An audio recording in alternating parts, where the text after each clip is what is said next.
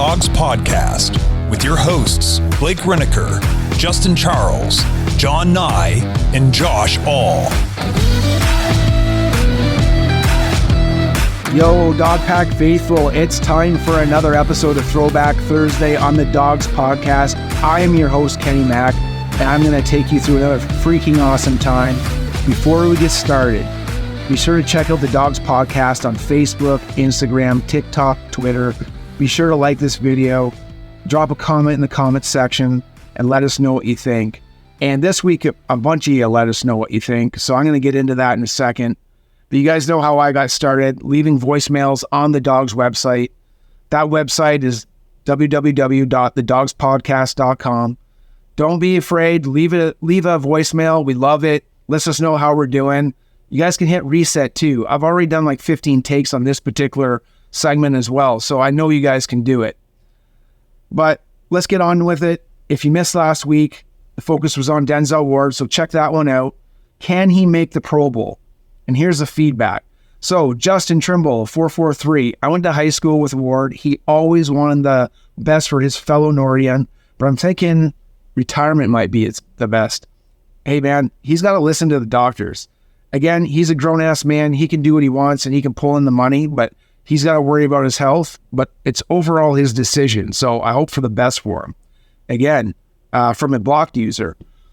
Generally worried for his brain. If he can make it through the season without another concussion, that'd be a win. It sure would. I'm hoping the best for this guy because we really need him, but again, health is priority. Eric Turner, 3375. He's a real dog, but injury prone. My only problem. Man, comparing him to other DBs in the league now and even back then, I can even think of Samari roll off the top of my head, who I was kind of comparing to last week. That guy, near the end of his career, or most of his career, was 13, 14, 15 games. They're always missing 2 to 3 games. And it's just the sheer physics. These guys are about 195 pounds across the board. Samari Roll was maybe 186. And it's just the sheer physics of these offensive linemen that are crashing into them. It just wears their body down. Aaron Butler, 93-73. Marlon Humphrey, greater side than Denzel Ward. Sure, man. Appreciate the witty comment. I mean, I guess he holds more records than Denzel Ward, even though I said Marlon is, good for holding. That being said, you know what, Aaron? How about this? How about you and I make a bet? Some previous episodes ago, you said that the Ravens were going to win 14 games, and that was their floor. Well, man, if you think the ceiling is like 17-0, I'll put some bones on that. Let's put 20 bones on a bet with the Ravens not winning 14 games. So if they win 14 or more games, I will pay you $20. If not, you pay me $20. Let me know in the comments if you want to take that up. Next up, Jesse Nash, 25-14. He says, Canadian, I's like a pirate, man. We say A, it's EH. Come on, man. And Justin Charles, he's up next. He actually commented. He's like, Kenny Mack attack. Let's go. Dog check. Well, let's get after it, guys. I'm pumped. So it's that time of year. Guys, fantasy footballs are flowing. I'm in the Dynasty League in this podcast. Also doing a league with the Kenny Mack attack. So I got 9 other people, 10 plus me. So we're ready for the Thursday night kickoff. That's probably when this is going to be released. So what everybody really wants to know. What do you guys want to know about this year? There's only one question. If you are a Cleveland Browns fan, you want to know how the heck they're going to be doing. Well, all we can do is look at what happened last year and the changes that were made and, what we can expect from that. You can extrapolate a little bit from the preseason. So let's dial it back to last year. Okay, so here before last year started, we came off an 8-9 season, which none of the 3 phases could get on track. If you remember, Baker Mayfield was still the quarterback, so I'm not talking about last year, I'm talking about the year before, and he just wasn't the answer. And I was a huge Baker fan, but it irked me that year before last, where he said, the injury won't affect my game, but it did, and you should have sit down, but now you're gone, man. He also would finish the year, 14 games, he was 253 for 418, 65%, 60.5% completion percentage, 17 touchdowns, 14 interceptions, 3,080 yards, and he was sacked 43 times. So those are great stats maybe for the 90s, but they weren't doing it for the Browns. So as we know, in coming into last year now, there was rumblings already in December while Baker was still the starter that the Browns were trying to pursue Deshaun Watson. Well, the way the story goes, as the season unfolded, the postseason unfolded, during that, the Browns offered him a contract and he turned it down. And at the time, there was a lot of allegations. And as talented as he was, I was personally relieved that I have to deal with all this baggage of these accusations that were hanging all over his head. It just, as it seemed like he was heading back home, I think Atlanta was the number one choice for him, so that's where he was born, or it's where he's from. The Browns did the unthinkable, and they guaranteed him $250 million, which was insane to the owners, paid a lot of guys off. I think that would have changed anybody's mind. Hell, it would have changed mine for sure. And of course, with the manic nature of the media, and we've touched this on this program before, we were the losers that were unable to get him, and guess what? We're the losers that sign criminals and thugs now. So we just can't win, so go figure. I guess it's Cleveland against the world, right? So from a football standpoint, though, this guy's got buttloads of talent. The Browns ended up giving three first-round draft choices, so the 22nd, 23rd, and 24th, while also surrendering 2 fourths, so in 2022 and 2024. Not to mention a third rounder just past 2023. Andrew Berry got a couple big picks back. He traded away Case Keenum, Troy Hill, Baker Mayfield, so we ended up getting a 7th, a 5th, and then we ended up getting a 5th in 2024 as well. I think that 5th, if I'm not mistaken, that turned out into Dorian Thompson that we got for Baker, so that was awesome. But what came out of nowhere was on March 16th, the fact that we got Amari Cooper as well. And we had to just basically give them a 5th and swap 6. So that was a steal of a deal, especially what happened last season. We lost 8 free agents, the toughest being Jarvis Landry. Man, he was the heart and soul of the team, and it just wasn't the same in the locker room. I mean, Jacoby brought it up a little bit, but if you guys remember him and his speech on Hard Knocks, man, I used to play that for my sales crew when I was in sales a couple of years ago. That would fire me up, and I would definitely be selling stuff. I would go to war with that guy. Before we move on, Ohio, Caesars Sportsbook is kicking off the NFL season with a new bet, $50, get $250 in bonus bets. Limited time offer. New users can sign up with our code DAWGSGET, that's DAWGSGET, all one word, and you can redeem $250 in bonus bets after placing your first wager of $50 on any NFL game.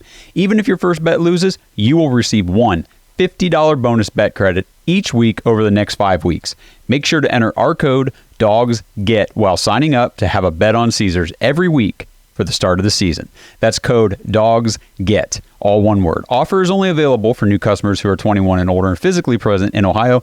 Please gamble responsibly. If you or a loved one has a gambling problem, call 1-800-GAMBLER. Check the episode description for the full terms of the offer to see if you can qualify. The surprise in signing of the 21 free agents we brought in was Ethan Posick. Rated in PFF as one of the top 3 centers until a midseason injury derailed him. The Browns also had to work quickly by signing a competent quarterback. That signal caller would be Jacoby Brissett. With that being said, I was kind of disappointed. I didn't know what to expect with this guy. And while we were building a team, it was super unclear what was going to happen to Deshaun Watson. You guys remember this? It was a couple games to, some people saying a couple of years. But nobody really knew what was going on. And if you want to, you got to listen to the Dawgs podcast because they lay it out crystal clear. So this carried on in the draft, and I'll tell you, I was lucky enough to get down to Las Vegas and be part of that experience. And unlike this year, the Browns moved around a lot. So being in Vegas, it was tough to stay around and seeing any of these picks because it seemed like every time I got in a position to take a picture or see one of these guys, we traded down or traded up or traded out or traded away. And it was a pain in the butt. But while the Browns were very active, I'm going to say last year's draft, I think there was a lot of misses. If you take a look at that draft, Martin Emerson, man, heads and tails winner of that draft class. The rest of it, I mean, Alex Wright's okay. He's still got a lot of development to do. David Bell, I'm not really sure where he is. He seems to have a lot of play on the field by running routes, but not getting a lot of balls his way. So hopefully that changes with Deshaun Watson. Perry and referee, man, he just wanted to be a thug, and he gone. So see you later, waste of talent. Cade York, loads of talent.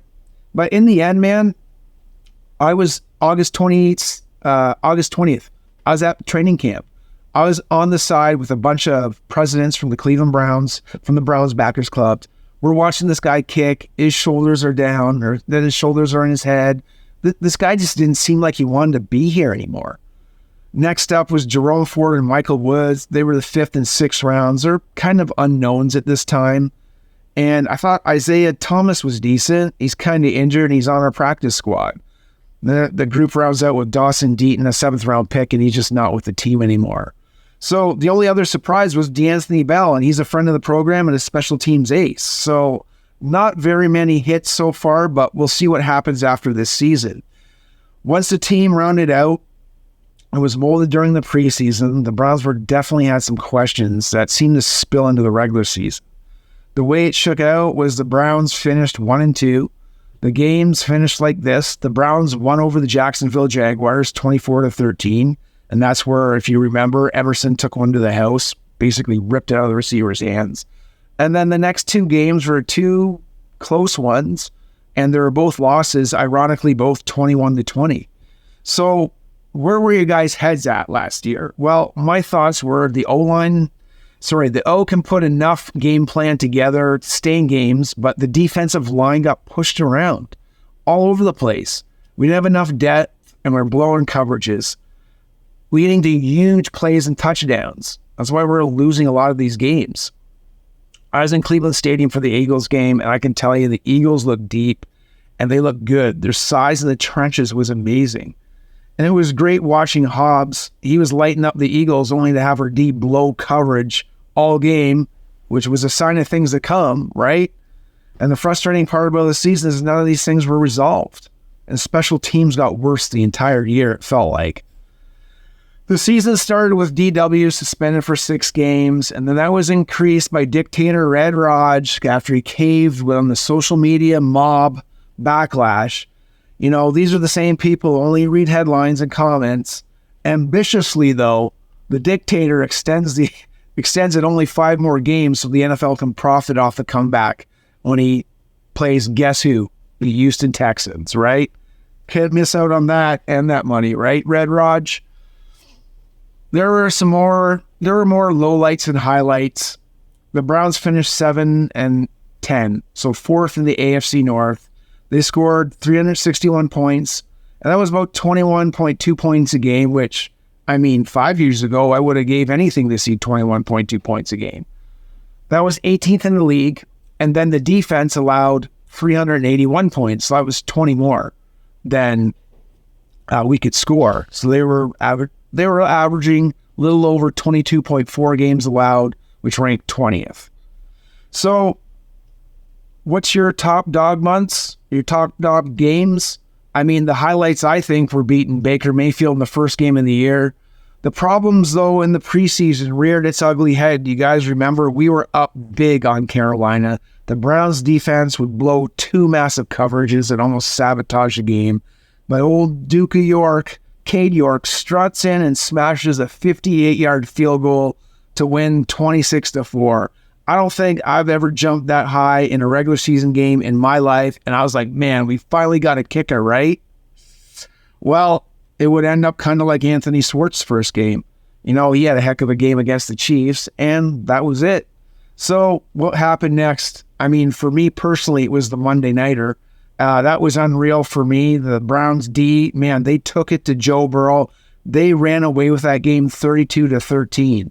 And the Who Day turned into Boo Hoo Day after that game. And I was tired after that game of hearing all those chants, and watching all those guys go home crying was fantastic.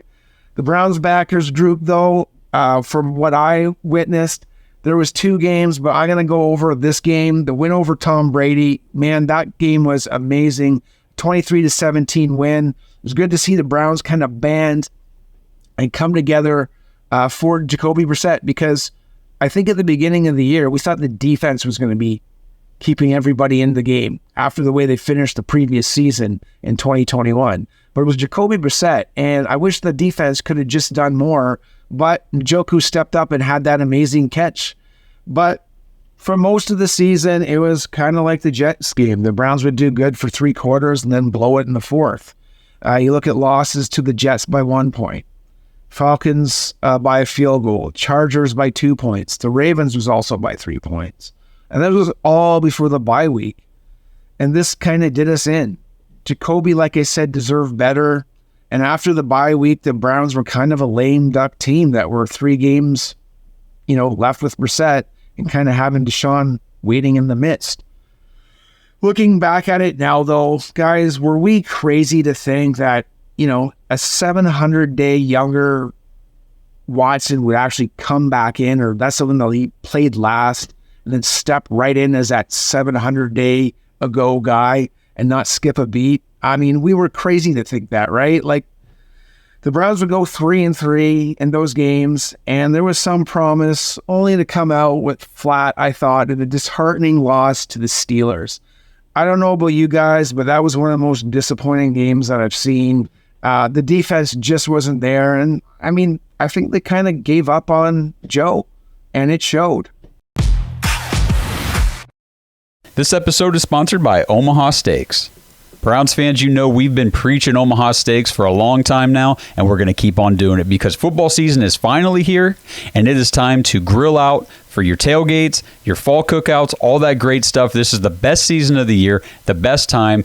Get kickoff ready to rock and roll with Omaha Steaks, and right now they've got their Steak Timber special going on. So head over to omahasteaks.com right now, type Dawgs, DAWGS into the search bar, and you will get 2 free New York strip steaks with your order. Get their Steak Timber special right now for just $129.99. It comes with 2 butcher's cut filet mignons, 2 butcher's cut top sirloins, 8 pure ground filet mignon burgers, 4 caramel apple tartlets, and of course the amazing Omaha steak seasoning. I'm actually about to order this right now as soon as I get done recording this ad.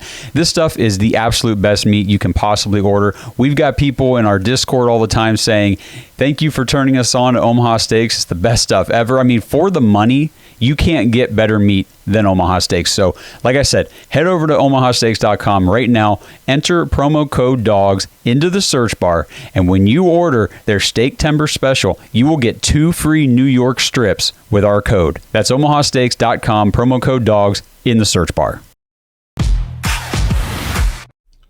Okay, Dog Pack, so let's shake last year off. We've had enough of it. We've been over and over and over it, but we had to get it fresh in our head because to move on, we got to know what happened, right?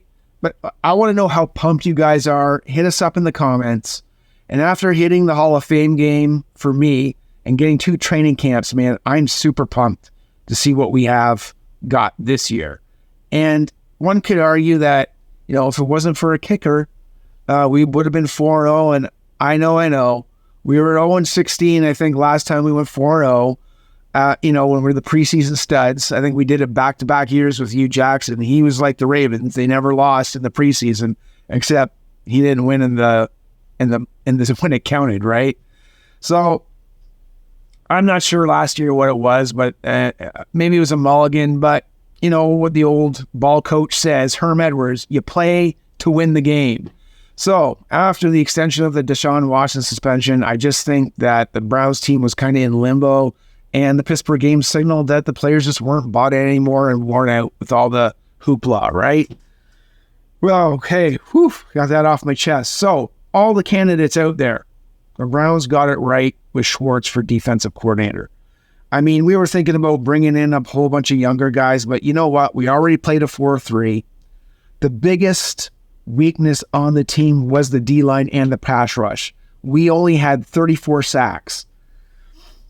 They should hit 40 easy this year. Schwartz can call whatever he wants, but he needs players. And boy, did Andrew Berry ever step up with this. So how do we decipher all this? I just gave you a buttload of information. Number 1 is the free agents coming in. I think we addressed more this year than we did last year. We couldn't stop the run. So what do? We get Dalvin Tomlinson. We get Maurice Hurst. He's still really an unknown. We also get Sayaki Ika. He was hard to move in the offseason and by all these fourth and fifth, maybe even second stringers. He's tough to move. Then we need to finish off sacks. We were getting pressures last year. These guys are decent, but you got Myles Garrett. He seems to clean up well. Then you add in Zadarius Thomas.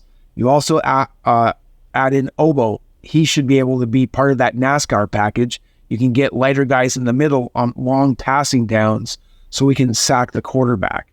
The other thing is these guys are sitting guys down, which is fantastic. They're tackling. On offense, they're bottling up Nick Chubb. So we got some speed guys to open this up and Deshaun Watson's legs. So that's the summary. But now listen to this. The proof is kind of in the pudding here. What I see happening is Yo getting more chances because the D can get off the field. How do I know this? Well, if you look at last year, the Browns, the pass offense, what was the average? Pass defense, 7.4. They're allowing 7.4 in the preseason. How did that go in the offseason? Well, they allowed 6.8, slightly less. You're not going to get off the field, right? You're also allowing 4.7 yards a carry versus 3.9 in the preseason. So they're not doing well, but things are going down. The defensive scheme should drive more pressure and more sacks. The INTs were almost triple from last year. So we take a look. I know there's more games, but look at this. Last year we threw 1 interception. The defense got 2 interceptions. This year we got 7 interceptions, and we threw for 3, right? So I know there was an extra game in there, but I think it made a big difference with the pressure. The starting D, like I said earlier, they're sitting guys down, and they're going to force more 3-and-outs. If there's more 3-and-outs after a full offseason, the O-line should be ready now to get used to a running quarterback. All across all phases between Mond, who was the least of the runner, Dawgs, Dorian Thompson, and Deshaun Watson, all these guys run. They're all fast. They can make first downs with their legs. You got the entire offseason to work that. So now we also have like playbooks, right? So the playbooks with Deshaun, now our number 2 quarterback, they can run basically the same offense. DTR is what I wanted to say. And now we got some speed guys. So you saw a little bit of it, but no one's a burner like I think Goodwin and Moore. So these guys can keep defenses honest. And the biggest thing that I noticed is, while I know the difference between the preseason is a game, okay, but we got to look at the percentages. So last year, the Browns defense, they allowed a whopping 64% passes completed. Where this year, they only allowed 56.5. Well, how did that translate? Last year, there's almost 700 yards of passing offense. This year, there was 870. So there's only a difference of 170 yards between 3 and 4 games. So that's pretty good. That being said, what was the yards average? If we take a look at last year, it was 7.4 yards they were allowing. This year, it's 6.8. And these are just preseason. These are guys doing using basic schemes, but they're buying into Jim Schwartz's system. So overall, you can see improvements. And yeah, I know it's just preseason. But if you see improvement from one year to another, just in the basics, I think that's going to translate into the season. So last year, here's what the offense did. They were 355 for 540 for 6.9 yards. Only 12 interceptions, got sacked 44 times, because Jacoby wasn't the fastest, and for an 84.9 yard rating, right? The difference between preseasons is 75 to 82. So we're seeing an uptick between the preseasons. So it'd be fair to say that Deshaun could go up to 89 for a rating and get sacked less. Could he have more interceptions? Maybe, because he's going to try more or put more in. He's going to take more chances than Jacoby, right? The biggest thing is rushing yards. So it was down in the preseason. Now they are trying to get the passing game going. I see the rushing staying the same. I just think Nick Chubb's going to have a better season because other guys won't be rushing as much. 19 touchdowns, It's very doable, but I don't think we'll be allowing 22 touchdowns rushing this year. I think there'll be more passing because people will have to pass against us because we won't be running as much. How did it change up a little bit? Last year, we only averaged 3.3. This year, 3.9. But during the regular season, if this makes sense, we allowed 4.7. So let's sit some guys down and not let as many rushing yards so we can get off the field, right? So what else do we got? Well, I mean, the other thing about Goodwin and Moore is while they will help Nick Chubb, and he should be able to get some more yards and help Watson run, also Njoku, Coop, and Tillman should help with completion percentages and should be open more because the safeties can't crash down on these routes that they don't think that's going to happen, right? So basically what I'm saying is while Goodwin and Moore can run fast and open things up, they got to take defenders with them because they have to respect it. So Njoku, Coop, and Tillman should get some more balls. That should lead an uptick in QB rating, yards per average, and yards overall. And that's what I'm seeing in the preseason. So this should translate into more wins, but we'll see what happens. Last but not least, was the kicker situation. Last year, Cade York was 35 of 37 for PATs, and he was 24 of 32 field goals for 75%. Dustin Hopkins was 12 for 12 on PATs, and he was 9 for 10. But if you look at it, you got to really extrapolate it, right? So I extrapolated a 17-game season. If Dustin Hopkins were to play, he probably would have attempted 40 PATs. His career average is 98, so he would have hit 38. So he still would have missed 2, right? Not too far off the average of Cade York. The big thing comes in is with the field goals. He probably would have went for about 34 field goals, but he would have hit 29 instead of 24. And what did we get into? The first part of that season. Do you guys remember? We lost by 1 point. We lost by 2 points. We lost by 3 points 3 times. In one of those games, if we would have had any of those other field goals, which would have been 5, so because he hits it at an 85 clip, he would have made 29 field goals. If we would have had 5 field goals in any of those games, how many games would we come ahead in? At least 3. I say we probably would have beat the Jets, the Chargers, and the Falcons, right? That would have been 10-6. There's the difference in the season. It's the kicking game, is getting off the field. So that's tight. While I still think, I'll give you my actual how I feel, right, about this in a bit. But those points, just those little amount of points, and Blake says it all the time. It's like a small differential that these games get decided by. If we would have had these points last year, which I think we can get this year, we should at least have a better season. So the season's kicking off, but for me, that's it, guys. I hope you enjoyed the content. I think it's great to know, what's happening now, but it's also important to understand what happened in the past. I can't tell you what a great time I had. This is like the last episode this year. Look forward to all the weeks that I had a chance to do this. I hope you guys really liked it. I love the interaction with you guys, especially in the comments. I read everyone that I had a chance to. And I even had a chance to meet some of the guys out when I was out and about when I was in the land. So big shout out to Dustin Maxwell, his lovely wife Devin. Thanks for recognizing me at the Hall of Fame game. I had a blast sitting with Lance in Canton at the Fatheads.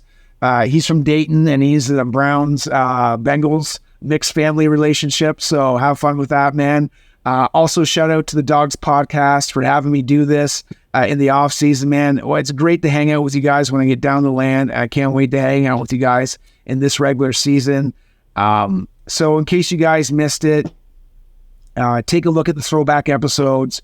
It started with Eric Turner, Eric Metcalf, Jameer Miller, Dennis Northcutt, Clay Matthews. I did the top 10 defensive lines of my lifetime. Hall of Famer Joe Thomas, did Joe Hayden, Denzel Ward, and now this one. So what do you think the Browns are going to do? I think I've said it before. I think it's everybody in this division, this conference, going to beat the crap out of each other. Reminds me of the 89 season. I think that was the AFC Central time, so I think the Browns won the division 9-6-1. So I think the Browns are going to go 10-6-1 and win the division. So let's see what happens, and let's go Brownies.